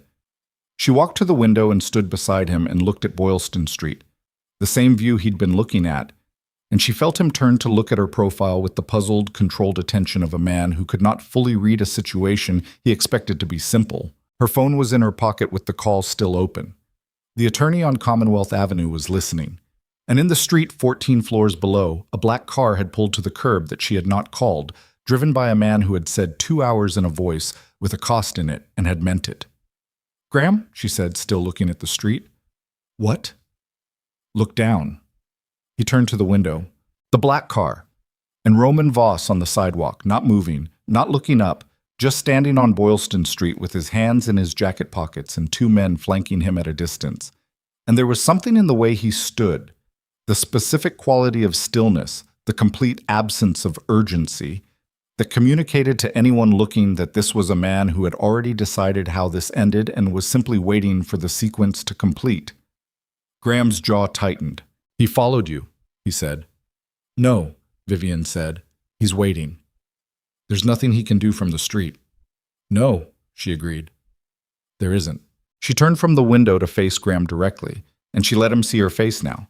Not the managed, careful presentation, not the exhausted, cornered woman he had been curating in his head since the mall, but the actual version, the one that had driven 4 hours on a highway at midnight with $2,000 and arrived in Boston and rebuilt something from the wreckage of what he had made of her. "You told federal investigators about Roman's operation," she said. "Vivienne, you did that before you even knew he existed, before the mall. You had investigators primed and ready to receive information about whoever I ended up relying on, because you knew—" She paused. "You knew when you came to Boston that I wouldn't come back willingly. You knew because you know me, Graham. You know me better than you've ever admitted, and you know that I am not coming back." His face had gone very still. "This agreement," she said, and picked up the document again and held it so he could see it, "is not a reconciliation. It's a trap with paperwork on it. And what you just told me, using federal cooperation as a bargaining chip, that's not pressure. That's a crime." "You have no idea. I have a recording," she said. The silence was total. Graham Ashford looked at her, and she watched the thing behind his eyes that she had been watching for 5 years. The cold, calibrating machinery of a man who processed every situation as a resource allocation problem, run its sequence and arrive, for the first time in her experience of him, at a result it could not resolve. "You're bluffing," he said. "My phone has been on since I walked in," she said. "The call is to a legal advocacy office on Commonwealth Avenue. They've been listening since you told me the federal cooperation was contingent on my signature." She set the document down. "That's coercion. That's on a record that doesn't belong to you and can't be managed by your attorney." Graham's chest rose once, controlled. "You planned this," he said. "I made a phone call in your bathroom," she said. "That's all it took." Something moved in his face. Something she had not seen there before. Something that did not have the smooth architecture of control. Something raw and structural, like a foundation crack showing above the plaster line. She recognized it because she had felt it in herself. In the early years, the specific sensation of a system you had built very carefully beginning to fail. He moved, not toward her, toward the table, toward his own phone, the quick, purposeful movement of a man reaching for his instruments, his resources, the infrastructure of money and lawyers and cultivated relationships that had been the operational core of his power for 15 years. His hand closed around the phone, and the door of the suite opened. Not broken open, just opened, with a key card, quietly, the way a door opens when the building's security infrastructure has already been rerouted through a different chain of authorization. Roman Voss walked in. He looked at Graham. He looked at Vivienne. He took in the room in one sweep. The table, the documents, the phone in Graham's hand, her position near the window, and then he looked at Graham again and stood still. "Put the phone down," he said. Graham's hand tightened on it. "You just broke into a private hotel room. That's—" "The hotel's security director is a man named Walsh," Roman said. "He's worked here for 11 years, and he was in financial difficulty 18 months ago. I resolved that difficulty. He resolved this door." He looked at Graham with the flat, absolute attention of a man who had made all his decisions before entering the room. "Put the phone down." Graham put the phone down. Not because he wanted to, because the mathematics had changed, and he was smart enough to know when the equation had shifted past the point where his variables still produced a favorable outcome. He set the phone on the table with the careful deliberateness of a man performing composure he no longer entirely had, and he straightened his jacket, and he looked at the 2 people standing in his hotel suite. "This doesn't end here," he said. His voice was still smooth, still room temperature. But underneath it, something had cracked, and Vivienne could hear it the way you heard the difference between solid ice and ice with water moving beneath it. "No," Roman said, "it doesn't." He reached inside his jacket and set a folder on the table beside the reconciliation agreement. He did not open it. He just set it there. "That's a copy," he said.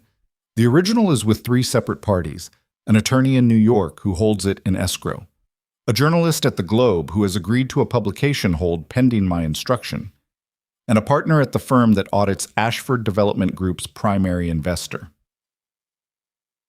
"So what?" He paused. "It documents every financial transaction you've made in the past 4 years that crossed from gray into black. Not allegations, documentation, correspondence, wire records, the specific arrangements you made with 2 city council members in Hartford to secure the Riverside contract." Graham's face had gone the color of old concrete. "That's fabricated," he said. "It's not." Roman looked at him with the patience of a man who does not need the other party to agree with the truth in order for the truth to function. You can spend the next year and a significant amount of your remaining liquid capital trying to argue that it is. Or you can understand what I'm telling you. "What are you telling me?" "That this is over," Roman said, "not because you decide it is, because the mechanisms are already in place, and all that remains is whether you want the sequence to play out immediately or in a more controlled fashion." A pause. "Sign the divorce. In full. Vivienne's terms. Whatever she decides she wants." He looked at Graham without any particular emotion. "And call off your federal cooperation. Today." "And if I don't?" Roman looked at him. He didn't say anything. He didn't need to.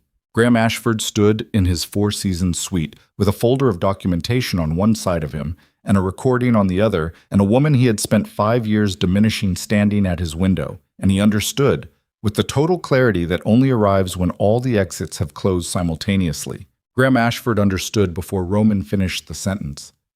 That was the thing about genuinely intelligent men in the moment of their own defeat. They didn't need the full argument. They saw the shape of it early, the way a chess player sees the endgame 6 moves out, and what followed was not comprehension, but the private, costly process of accepting what comprehension had already delivered. He stood in his suite with the folder on the table and the recording already made, and Roman Voss 3 feet away, and he looked at Vivienne, not with the cold measurement she had learned to brace against over years, not with the room temperature control, but with something she had never seen from him before. Recognition, not of her strength, not of his defeat, but of the specific, irrevocable fact that the version of her he had constructed and maintained and operated from for 5 years no longer existed, and the version standing in his hotel room was someone he had not accounted for and could not recalibrate around. It lasted perhaps 2 seconds. Then he looked away. "I want my attorney present before I sign anything," he said. "Call him," Roman said. Graham picked up his phone. His movements were still precise, still controlled. The performance of a man who would not surrender the appearance of order even when the order was gone. He made the call in a low voice, turned slightly away, and Vivienne stood at the window and looked at Boylston Street below, and breathed. The black car was still at the curb. One of Roman's men on the sidewalk, hands loose at his sides, the patient posture of people accustomed to waiting. She was shaking. She became aware of it gradually. Not visible trembling, just the deep internal frequency of a system running on its last reserves, the physiological accounting that came after sustained adrenaline. Her legs felt wrong. Her hands, pressed against her own thighs, had a slight vibration in them that she locked down through muscle tension alone. She did not sit down. She did not let Graham see the shaking. Roman had moved to the far side of the room, near the door, and he was looking at his phone with the focused downward attention of someone receiving and processing information. He was giving her space, she understood, deliberate, calibrated space. The distance of a man who understood that this moment belonged to her, and that his presence in the center of it would diminish it. She appreciated that more than she would ever tell him. Terrence Fell, Graham's attorney, arrived 41 minutes later.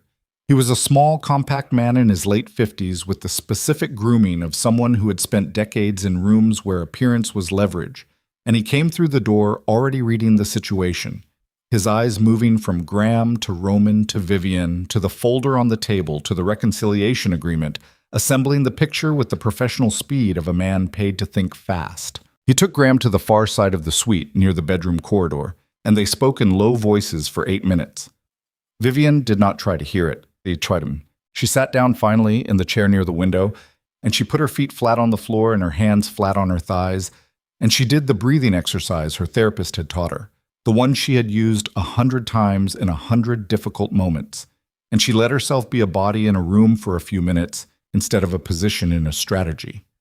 Roman came and sat in the chair across from her. Not close, just present. "You okay?" he said quietly. "Define okay." "Upright, breathing, still here." "Then yes." He looked at her with that particular quality of attention that she had stopped finding unsettling and had started finding at some point in the past 48 hours simply true. Like weather, like the harbor, a thing that existed without apology. Fell came back across the room. Graham was behind him. "My client will sign the dissolution agreement," Fell said, and the professional flatness of it could not entirely cover the faint strain underneath, the attorney's version of the same recognition Graham had shown, that the situation had passed the point where his skill set was the relevant variable. Vivienne's terms, as presented by her representation. "She doesn't have representation here," Roman said. "She'll need it," Fell said. "We won't execute in this room today. We'll schedule through proper channels, 30 days, both parties represented." Roman looked at Vivienne. She looked at Fell. "The federal cooperation withdrawal happens today," she said. "Not in 30 days. Fell's expression moved. It's not separate," she said. "Your client made it contingent. His word on a recording that has already been transmitted to 3 locations. The withdrawal happens today, documented, or the recording goes to the U.S. Attorney's Office this afternoon with a full written account of this conversation." Fell looked at Graham. Graham's jaw was a hard line. "Today?" he said. His voice was still level. She would give him that. The performance never fully collapsed, but it was performance now in a way it hadn't been before, and they both knew it. "I'll contact the relevant agent today." "In writing," Roman said. "Documented withdrawal. Kellen will need a copy." Fell made a sound that was almost professional offense, and not quite. "Fine," Graham said. The word sat in the room. Such a small word. Such a specific defeat compressed into 4 letters and a period. They were in the elevator before Vivienne fully exhaled. Roman stood beside her and did not say anything, and the elevator descended in silence, and she watched the numbers drop. 14, 13, 12, and felt the floors between her and Graham Ashford accumulating like something solid, like distance that was also time, that was also a future she had not yet learned the shape of. The lobby, the cold air, the black car at the curb. She stopped on the sidewalk. The November light was flat and gray and entirely without drama. Boylston Street moved around her with its ordinary commerce. A woman walking a dog, a delivery truck idling at the corner, 2 men in suits coming out of the building next door talking about something with spreadsheet energy. The city, indifferent and continuous, doing what cities did. She turned her face up to the sky for a moment. Just one moment. Just the flat gray November sky and the cold air and the specific sensation of being outside a room she had walked into willingly and walked out of intact. "Come on," Roman said quietly beside her. She lowered her face and got in the car. The days that followed had a texture she hadn't expected. She had imagined, on the days when she'd allowed herself to imagine it at all, the careful, rationed daydreaming of a person who had learned not to invest too much in futures, that the end of Graham's threat would feel like a door opening, like expansion, like light coming into a previously dark room. It didn't feel like that. It felt like the morning after a storm. The storm was over. The damage was real and visible. The cleanup was going to take a long time, and the body, which had been running on emergency chemistry for longer than it could properly sustain, was presenting its bill. She slept for 14 hours the first night. She woke with a headache that sat behind her eyes like something structural and drank coffee at Roman's kitchen counter in the early morning while the harbor went through its gray to pewter progression outside the glass. And she did not speak for a long time. Roman left her alone with it. He was good at that. Better than most people she had known, who confused solitude with abandonment and filled silence with the noise of their own discomfort. On the 3rd morning, she called Dara. Dara answered on the first ring and cried for approximately 90 seconds and then said, with the abrupt practicality of someone who had processed the emotional peak and was moving to logistics, "Are you safe?" Yes. Are you actually safe, or are you telling me you're safe? Actually safe. Where are you? I'll explain. Not on the phone. Vivienne. A pause. The men at the gallery. One of them showed me a photograph of you. He kept asking where you'd gone, whether you'd contacted me, what I knew. Another pause. I didn't tell them anything.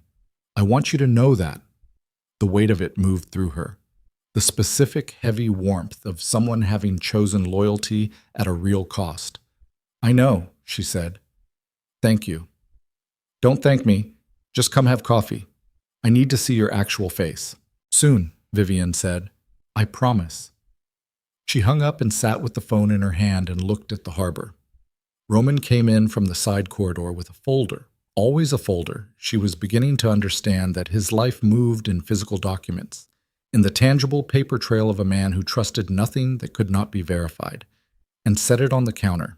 Bell transmitted the withdrawal documentation this morning, he said. Kellen confirmed receipt.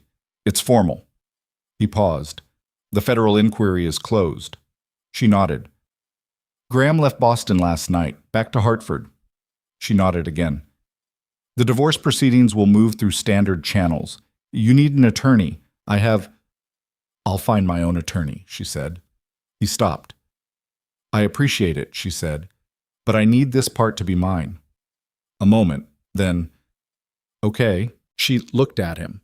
He was standing at the counter with the folder and the flat November light on his face and the harbor behind him, and she thought about the specific strange journey of the past 4 days. The mall, the penthouse, the suite at the Four Seasons, the elevator counting down floors. And she tried to identify what she actually felt about the man in front of her. It was not simple. It was not going to be simple. I need to ask you something, she said. Go ahead. The arrangement you built around my life, the job, the apartment, the security structure. She held his gaze.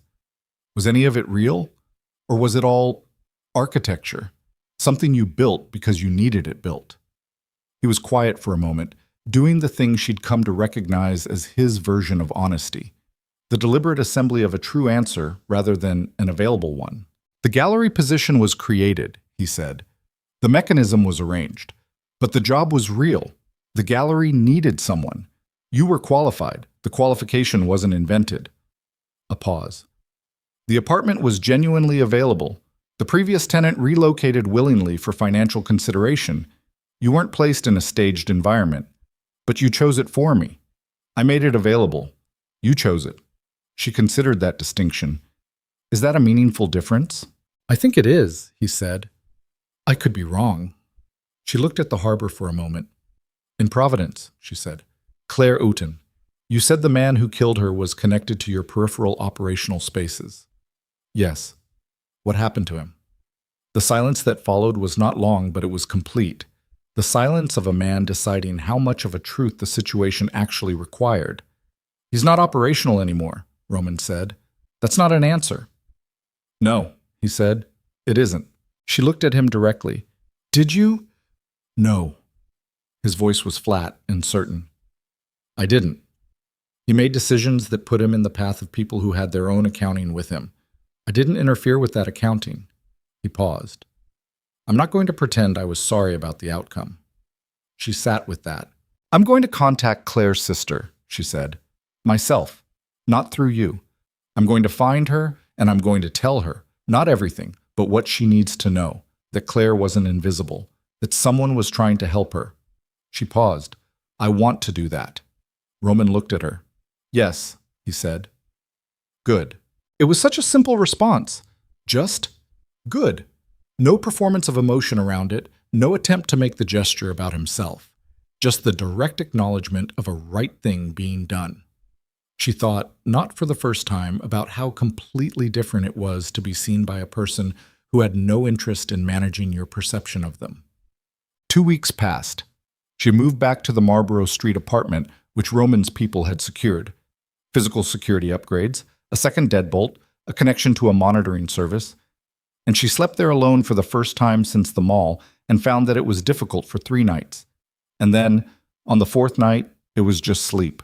She went back to the gallery. Dara was there when she came in.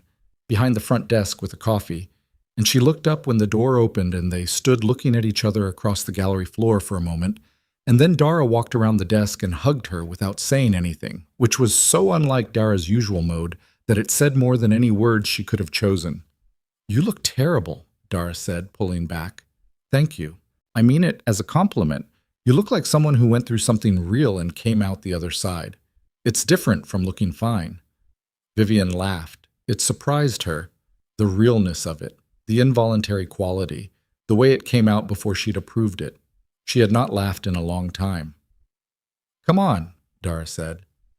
"The Callahan sculpture arrived yesterday, and I have no idea where to put it, and I desperately need your opinion."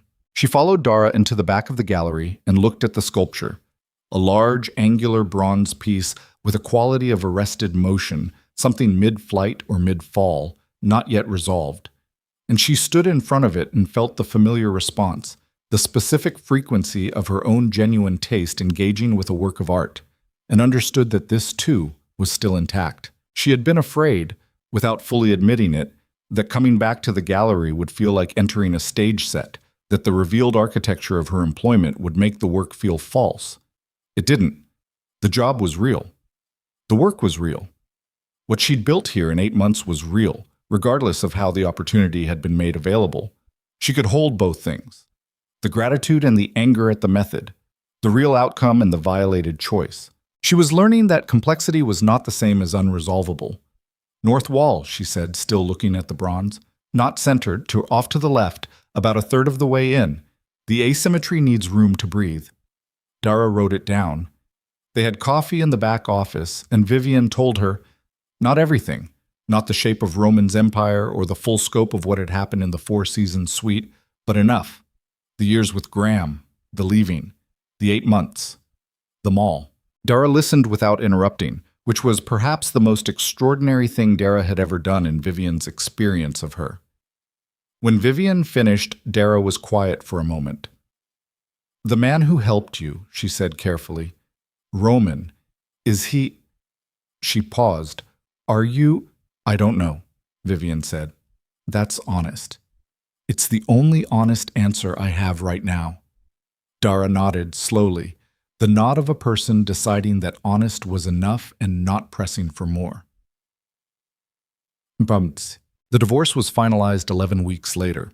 She had her own attorney, a woman named Janet Chu, recommended by the Advocacy Office on Commonwealth Avenue, precise and hard-edged and exactly what the situation required. The settlement was Vivienne's terms, as Roman had demanded in the hotel room. Graham's attorneys made 2 attempts to renegotiate. Both attempts were declined with the specific brevity of people holding documentation they had not yet deployed, but were entirely prepared to. Graham did not contest the final filing. She was in Janet Chu's office when the confirmation came through.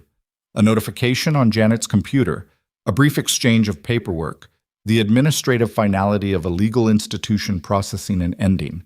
Janet turned the screen so she could see it. Dissolution granted. Vivienne looked at the words on the screen. She waited to feel the release she had imagined. The specific expansion, the door opening, the light in the previously dark room. It didn't come that way.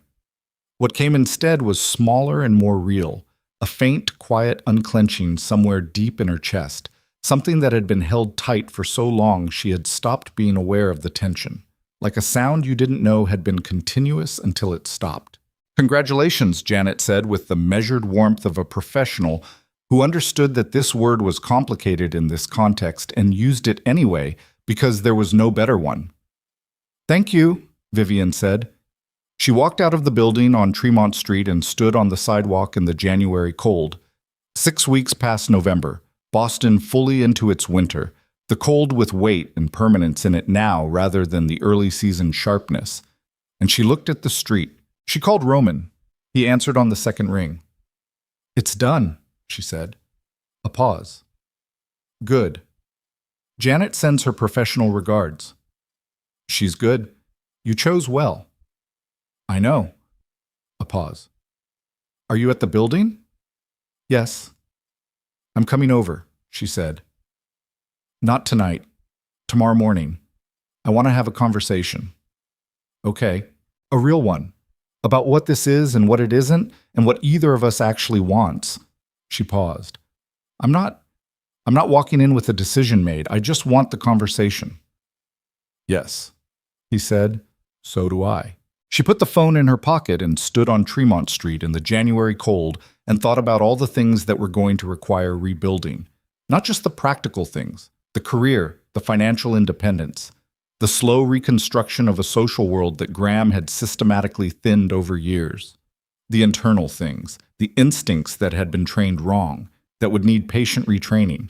The capacity for trust that had been used against her so thoroughly that she was going to have to learn, carefully and on her own timeline, how to distinguish between the real version and the weaponized one. None of it was going to be fast. None of it was going to be clean. But she was standing on a sidewalk in January, and the city was around her, indifferent and continuous and entirely her own. And Graham Ashford was in Hartford behind the walls of a legal proceeding that was going to occupy his next several years. And the air was cold enough to make her eyes water, and she breathed it in anyway. All of it. The cold and the exhaust and the river smell that reached even this far from the waterfront. She was alive. She was upright. She was still choosing. The next morning, she walked to Roman's building at 8 o'clock. The harbor was sharp and pale in the January light, the water the color of old pewter, the container ships moving in the distance with their slow, enormous patience. She took the elevator up and the door opened into the penthouse, and he was at the kitchen counter with coffee, the same way he had been the first morning she'd woken up here. He looked up. She crossed the room and poured herself coffee and stood at the counter across from him, and they looked at each other for a moment without speaking. Claire's sister, Vivienne said. I went to Warwick. He was still. When? Last week. I drove down. She held her mug in both hands. Her name is Nora. She's 34. She works at a medical supplies company, and she has a dog and a small house, and she's been carrying what happened to Claire like, she paused, searching for the right word, like something she was never given permission to put down. Roman set his mug down.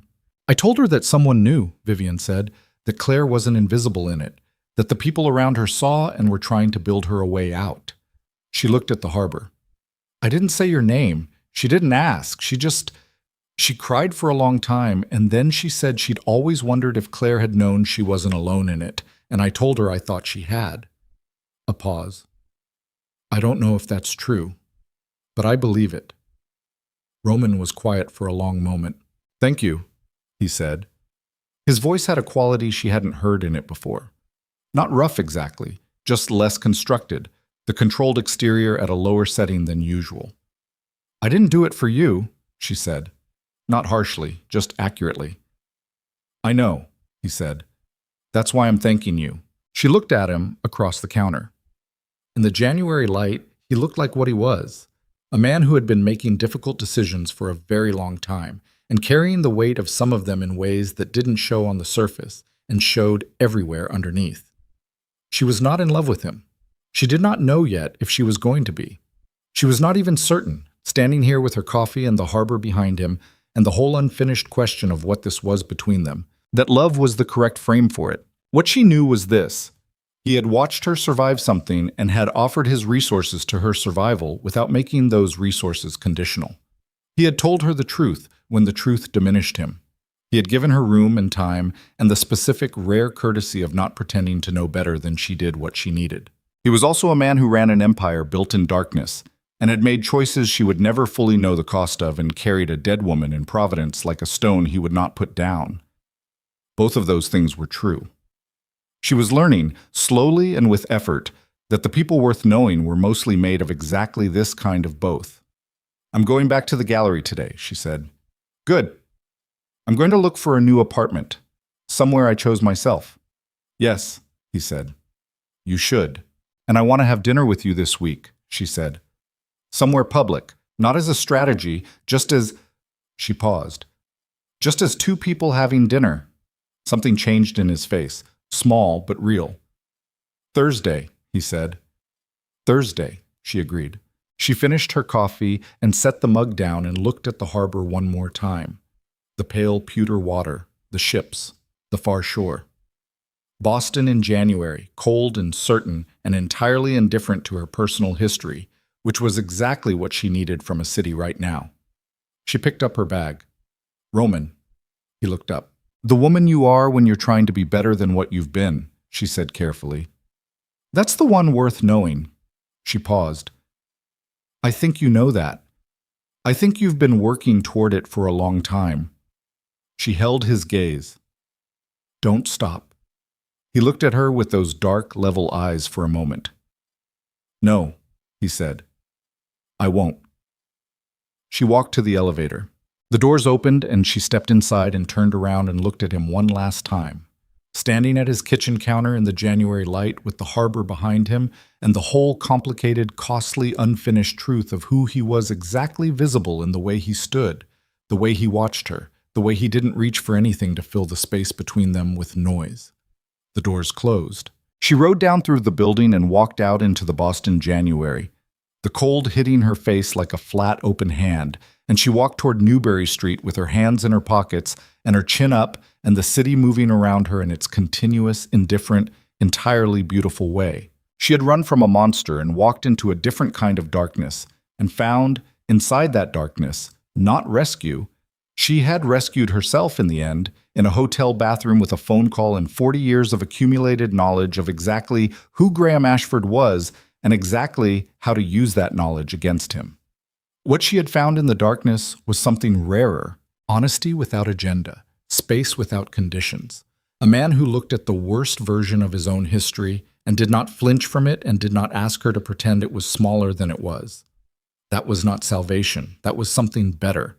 That was the beginning of something that could actually hold weight. She turned onto Newbury Street and the gallery was half a block ahead. The small bronze plaque on the door, the winter window display that she had arranged herself 3 weeks ago and still liked when she looked at it. Dara's shadow visible through the glass, already moving, already in motion, already talking to someone or to herself, the two options roughly indistinguishable. Vivienne pushed open the door. The warmth of the gallery wrapped around her. The specific warmth of a place she had built something real inside of, the smell of the space, the light on the art, the ordinary, miraculous fact of a Tuesday morning in January and a job she chose, and a city that had held her while she rebuilt herself from the component pieces of what Graham had tried to disassemble. Dara looked up. "You look better," she said. "I feel better." "Good." Dara handed her a coffee. "The Callahan sold. Which offer?" "The higher one, obviously." Vivienne smiled. She took the coffee and walked to the center of the gallery floor and looked at the north wall where the bronze sculpture stood in the space they had placed it. Off-center, asymmetrical, mid-motion, not yet resolved. She looked at it for a long moment. Not yet resolved. That was all right. Some of the most honest things were exactly that.